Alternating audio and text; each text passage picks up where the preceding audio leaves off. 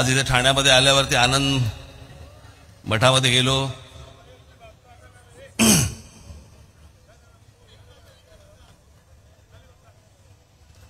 आणि त्या आनंद मठात गेल्यानंतर सगळे जुने दिवस आठवायला लागले मला.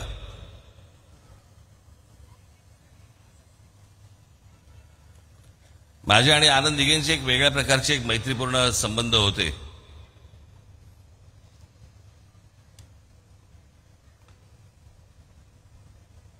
आज त्या आनंद मठात गेल्यावरती मी त्यांना तेव्हा पूर्वी मी त्यांना सांगायचो, मी जेव्हा तिथे जात असे मी म्हटलं स्वच्छ ठेवा हो. कुठे आपलं कुंकू पडलंय, कुठे आपली ऊद पडलीय, कुठे काय पडले सगळं असा. काही जे जुने लोक आहेत त्यांना माहिती असेल तिकडे काय परिस्थिती असायची, त्याच्यातच झोपायची. आज गेलो तर लक्षातच नाही आलं की ह्याच वास्तूमध्ये यायचो मी.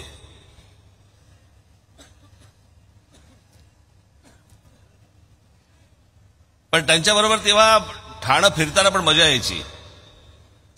टुमदार होतं ठाणं. बाळासाहेबांबरोबर लहानपणी मी किती आलो ठाण्यामध्ये. आणि तेव्हा ते काय आचारसंहिता 10च्या आधी बंद वगैरे असले काही प्रकार नव्हते. 12 1 वाजेपर्यंत भाषणं चालू असायची. आणि व्यासपीठं अशी काही एवढी मोठी व्यासपीठं पण नाहीत, अशी लहान व्यासपीठं असायची. गाद्या असायचे, लोड असायचे, समोर लोक बसलेले असायचे.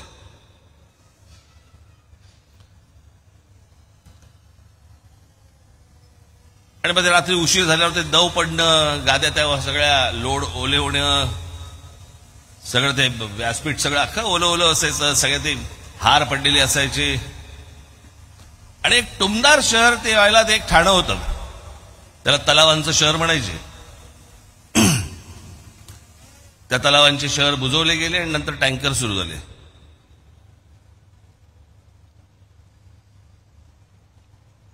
आपलं पुणा काय, मुंबई काय, ठाणा काय. आता म्हणजे मी असं काय फार लांब म्हणत नाहीये, 30-35 वर्षापूर्वीच असेल फार तर. कोणे एके काळी वगैरे असं काही नाही. पण छान टुमदार. मला असं वाटतं की अशी शहरं ही आपल्याकडनं उभी राहिली पाहिजेत. आता या इमारती सगळ्या बाजूनी उभ्या राहत आहेत, कॉन्क्रीट जंगल्स उभी राहत आहेत.